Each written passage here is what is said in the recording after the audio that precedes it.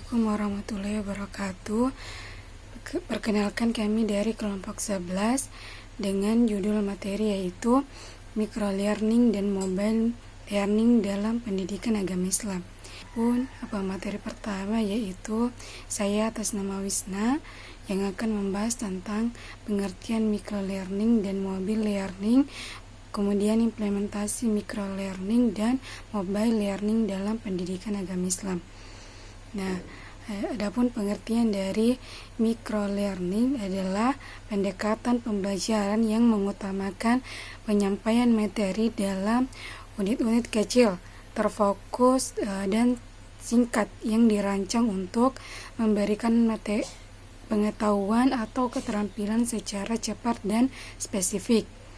Nah, adapun tujuan dari microlearning ini yaitu meningkatkan retensi dan pemahaman dengan cara menyederhanakan konten menjadi potongan kecil yang lebih mudah diproses oleh peserta didik. Nah, kemudian pengertian mobile learning. Mobile learning atau pembelajaran berbasis perangkat mobile adalah proses belajar yang menggunakan teknologi mobile seperti smartphone, tablet, atau perangkat portabel lainnya yang memungkinkan akses pembelajaran kapan saja dan di mana saja. Nah, mobile learning ini tidak hanya memungkinkan peserta didik mengakses materi pembelajaran melalui aplikasi atau web, tetapi juga memungkinkan mereka berinteraksi dengan guru dan sesama peserta didik melalui platform digital seperti WhatsApp, Telegram, Google Chrome, atau aplikasi e-learning lainnya. Baik, adapun pembahasan kedua yaitu implementasi microlearning dan mobile learning dalam pendidikan agama Islam. Nah, implementasi microlearning dan mobile learning dalam pendidikan agama Islam menghadirkan pendekatan pembelajaran yang ringkas, fleksibel, dan sesuai dengan gaya belajar generasi digital saat ini. Nah, microlearning hadir sebagai solusi inovatif dengan menyajikan bentuk potongan kecil yang fokus, spesifik, dan mudah diakses. Materi seperti doa harian, penggalan ayat Al-Quran, makna hadis, hingga kisah teladan para nabi dapat dikemas dalam video berdurasi pendek, infografis, atau kuis digital yang dirancang untuk dipahami dalam waktu yang singkat. Nah, mobile learning sebagai pelengkap microlearning memungkinkan siswa mengakses konten tersebut melalui perangkat mobile seperti smartphone atau tablet. Keunggulan utamanya dari mobile learning ini yaitu fleksibilitas, siswa dapat belajar kapan saja dan di mana saja, bahkan di luar lingkungan sekolah pun. Nah, dalam konteks pendidikan agama Islam, microlearning juga dapat meningkatkan pemahaman nilai-nilai moral dan spiritual, menyentuh misalnya seperti cerita pendek tentang kejujuran dalam Islam atau video refleksi tentang makna ikhlas dalam beribadah dapat disajikan dalam waktu yang singkat namun penuh makna. Sebelumnya, saya atas nama Zahra Sakinah Wahidin akan menyebutkan materi yaitu kelebihan dan kekurangan dari microlearning dan mobile learning. Adapun yang pertama yaitu kelebihan dari pendekatan microlearning.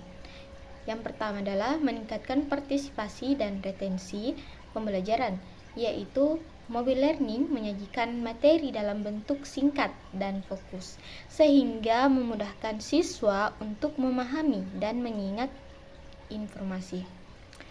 Adapun kelebihan yang kedua yaitu fleksibilitas dan efisiensi waktu.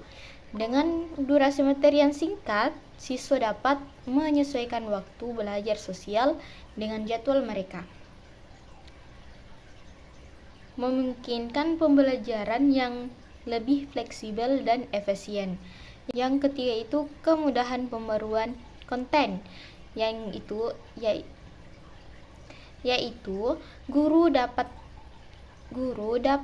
dengan mudah memperbarui atau menyelesaikan materi pembelajaran sesuai dengan kebutuhan dan perkembangan kurikulum, memastikan bahwa konten tetap relevan dan up to date. Adapun kekurangan dari microlearning, yang pertama, tidak cocok untuk materi yang kompleks. Microlearning kurang efektif untuk menyampaikan materi yang kompleks atau membutuhkan pemahaman mendalam seperti tafsir Al-Quran atau fikih, karena keterbatasan durasi dan kedalaman materi. Yang kedua yaitu memerlukan keterampilan desain instruksional. Guru perlu memiliki keterampilan dalam merancang materi microlearning agar efektif dan tidak membingungkan siswa. Tanpa desain yang tepat, materi dapat menjadi kurang jelas atau tidak terstruktur dengan baik. Adapun kekurangan yang ketiga yaitu potensi fragmentasi pembelajaran. Karena materi disajikan dalam potongan kecil, ada risiko siswa tidak melihat keterkaitan antara topik-topik yang berbeda yang dapat menghambat pemahaman holistik terhadap ajaran Islam. Adapun kelebihan dari mobile learning yaitu aksesibilitas tinggi. Mobile learning memungkinkan siswa untuk mengakses materi pembelajaran kapan saja dan di mana saja melalui perangkat mobil, meningkatkan fleksibilitas dan kenyamanan belajar. Yang kedua yaitu meningkatkan meningkatkan keterlibatan siswa. Penggunaan aplikasi mobil yang interaktif dapat meningkatkan motivasi dan keterlibatan siswa dalam pembelajaran PAI, menjadikan proses belajar lebih menarik dan menyenangkan. Adapun yang ketiga, mendukung pembelajaran mandiri. Mobile learning mendorong siswa untuk belajar secara mandiri, memungkinkan mereka untuk mengatur kecepatan dan gaya belajar sesuai dengan preferensi individu. Adapun kekurangan dari pendekatan mobile learning yaitu ketergantungan pada teknologi. Efektivitas mobile learning sangat bergantung pada ketersediaan perangkat dan koneksi internet yang stabil. Siswa yang tidak memiliki akses ke teknologi ini dapat tertinggal dalam pembelajaran. Yang kedua yaitu gangguan dari aplikasi lain. Perangkat mobile learning sering kali memiliki berbagai aplikasi yang dapat mengganggu konsentrasi siswa dalam proses belajar, seperti media sosial atau permainan.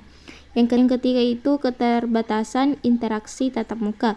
Pembelajaran melalui perangkat mobile learning dapat mengurangi interaksi langsung antara guru dan siswa yang penting dalam pembelajaran PAI untuk membahas nilai-nilai dan etika. Baik, itulah materi yang sempat kami bawakan. Kurang lebihnya mohon dimaafkan. Wassalamualaikum warahmatullahi wabarakatuh.